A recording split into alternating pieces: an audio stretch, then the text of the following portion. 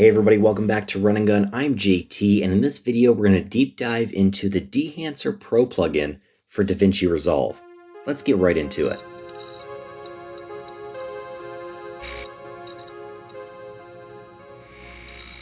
So DaVinci Resolve is a fun program for color grading, and I really found myself using it a lot over the past year over Premiere Pro and Lumetri Color. It's just so much more intuitive, and it really gets what I want done, and I'm able to tweak those fine details. And now with the Dehancer Pro plugin, there's just so much I can do to my footage and really get this vintage look that I absolutely love. So let's go through some of these tabs here and take a look at some of the footage I have. I actually re-edited this little sequence I shot with my friend Maya from Denver, and I couldn't think of a better sequence to use than our little neon lights slow-mo sequence that we shot on the Nikon Z6. So this is all 1080p, 120 frame per second slow-mo shot on the Nikon Z6, and I'm going to show you some of these effects, going through, turning them on and off, what we did to this footage, kind of what we started with, and the layers of effects that we used to make this look really cool and kind of have that vintage film look. So let's go through and let's start with our input tab on top. So if we go ahead and we hit this little drop down arrow, I like this. I can drop down all of these little tabs and close them when I'm done. I'm currently working with Rec 709 color space right now. You have a bunch of options. I can also choose my camera. Let's say I was working with, a Panasonic GH5. I can choose my camera. I can choose Vlog, and it will automatically add the proper LUT if your camera is supported by Dehancer. For example, the GH5 and Vlog is something that I shoot, and it is supported by Dehancer, which is super cool. You can also adjust your temperature of your source footage and make some other minor adjustments to your source footage before you get started. So let's go ahead, let's close that input tab and go down to the next tab here on top, that is film. Now this is where it gets fun, and you can go through and play with a bunch of different film stocks. So for example, here is Kodak Gold 200, kind of a cooler look. I happen to be using Kodak Kodachrome 64, this experimental look. There's also this X-Pan, kind of a black and white, everybody's favorite Kodak Portra, and I can even play with Fuji Color, Fuji Superia 200, and there are so many different options. There's Ilford, if you're familiar with black and white film. There's Polaroid, Lomochrome Purple. Purple is super cool. But there are so many different options here. Kodak Pro Image 100, a very kind of contrasty film that's inexpensive that I like to shoot with. But let's go ahead and we'll go back to this Kodachrome 64. I love the saturated look that we get with that. And we can push and pull our film if we want to get some kind of funky colors that you get from pushing and pulling your film. But I'll go ahead, I'll reset that to 0 for right now. I'd like the kind of initial look of that. So we can turn on and off that film look. So I think there's about 63 different film profiles, and Dehancer is always updating those. But keep an eye out for updates, keep your software updated, but there are a ton of options for different unique film looks. So let's go ahead and look at our next tab, the Expand tab. So in our Expand tab, we can lift our blacks or crush our blacks and play with the range of our blacks and whites here. Can also really make those whites overexposed and pop, or I can kind of bring them back a little bit. And I actually brought down my white point just a touch so the neon signs didn't look completely overexposed. So let's go ahead and we can turn that on and off, and you can see added a little bit of contrast in the blacks and the shadows and flattened out some of my highlights a little bit. So we'll go ahead and close that tab and look at our print. And this is pretty neat. You can go through and you can play with different print profiles and get some different overall looks to your footage. I personally like this Kodak Endura glossy paper look. Has some nice contrast and some nice saturation to it. You can also change your exposure in this tab, your color density. really bring that color density up, kind of turn it down and desaturate your footage. And you have your saturation and your tonal contrast, which is going to be the contrast in your footage. So let's kind of put that back to where it was. That looks good. And I can turn that completely on and off, and we can see the little bit of color contrast that I have added to my shot here. We can go ahead and we can turn this print tab off. So let's take a look at our color head tab. We will enable that. And you can see that we can play with some of the hues and adjust some of the hues. Add some cyan, add some red, some magenta, some green. You can do some minor tweaks and adjustments to your footage there, and we can turn that on and off. For this particular sequence, I didn't use color head, but it can certainly be valuable in a pinch. I'm going to go ahead and disable that.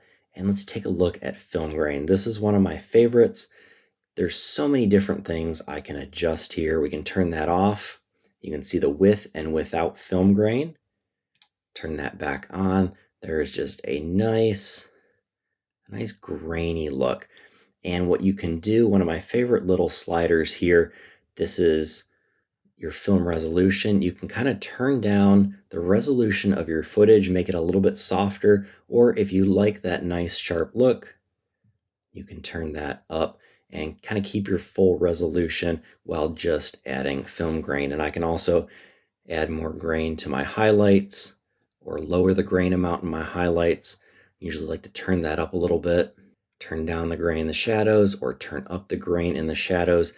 Everything is just so adjustable from the size, the amount, and an amount of 0. There is still film grain at 0 because you still have the effect on.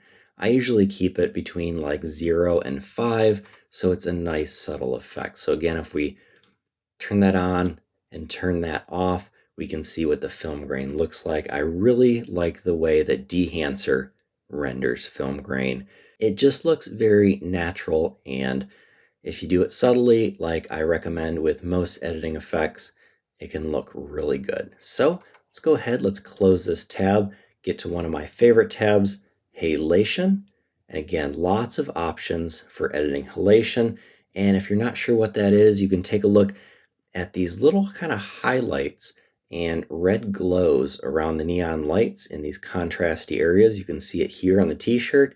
We can turn that off. You can see it disappears.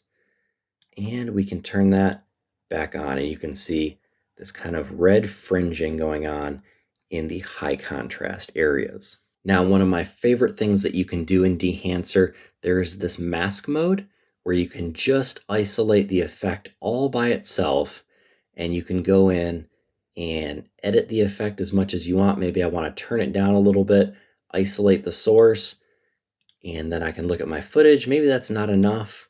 Maybe I'll bring it back a little bit, then bring back my footage. And I think I like this effect when it is fairly profound in my footage, and so I'm going to leave it just like that. And again, we can see turning that on and turning our halation off. I really like the way that looks. I can even crank the impact if I really like that halation effect, or turn it down and make it nice and subtle, which I actually may turn it down a touch and make it a little more subtle. So that is our Halation tab, a really cool effect that you can see in film stocks like CineStill, if you're familiar with CineStill, for our film shooters out there. Our next tab that we have down here is Bloom. Now if we turn that off and we turn that on, you can see Bloom adds some nice highlights and some nice glow to our footage. And again, we have that mask mode where we can just see the highlights and just see our bloom. And it really helps you key into the effect, make it nice and as subtle or as prominent as you like. Maybe I'll turn it down a bit, maybe I'll turn it up a bit, turn the impact up possibly, turn off mask mode.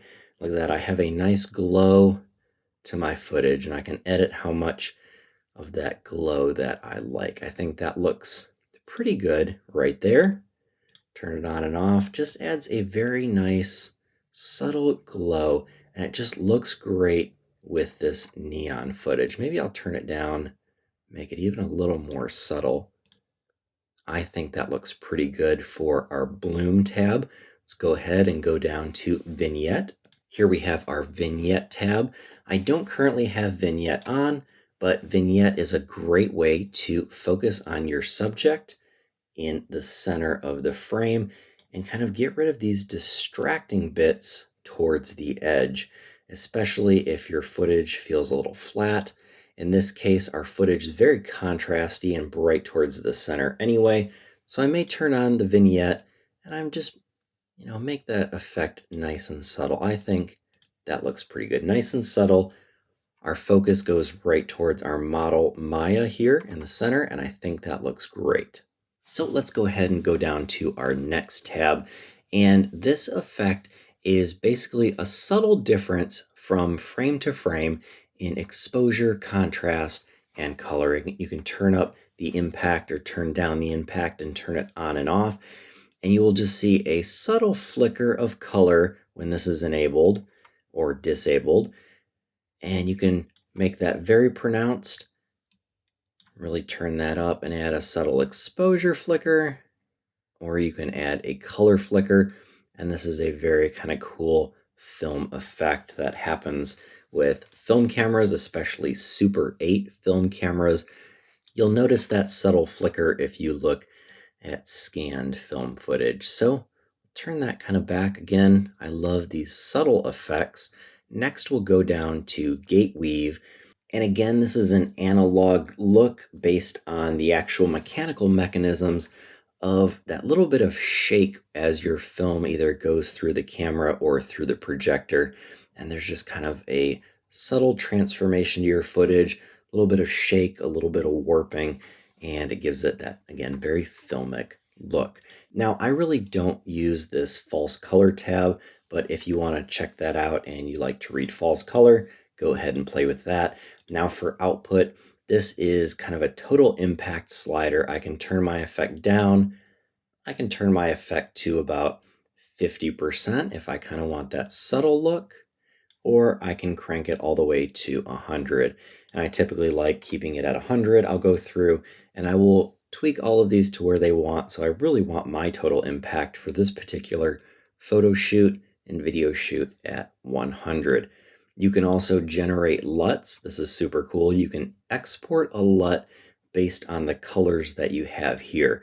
Again, you cannot export a vignette as a LUT. You can't export your bloom or halation, but you can export the colors and the color look that you have in here and add that to another piece of footage if you want to create this look again. Lastly, we have our options tab down at the bottom, and we can see some quality options here if you want to turn up your quality to the highest setting here, a little bit slower playback, or kind of our normal in the middle setting here, which it loads just a touch faster.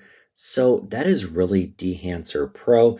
Be sure you go through every now and then, check your profiles. It will do a quick look to make sure that everything's up to date. You can see we may have some new films here. Everything looks good and is up to date, but keep checking because Dehancer likes to add lots of little cool tools and new film profiles every now and then. So make sure your plugin is up to date.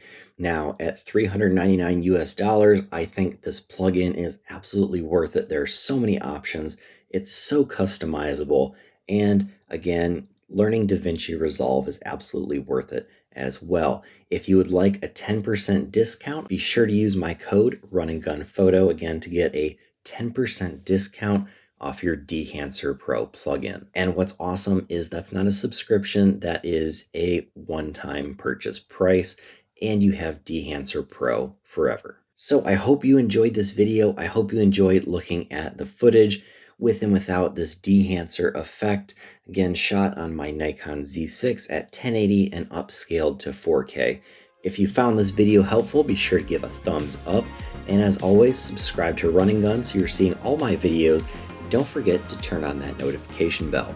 Until next time, get out and go shoot. Conversations all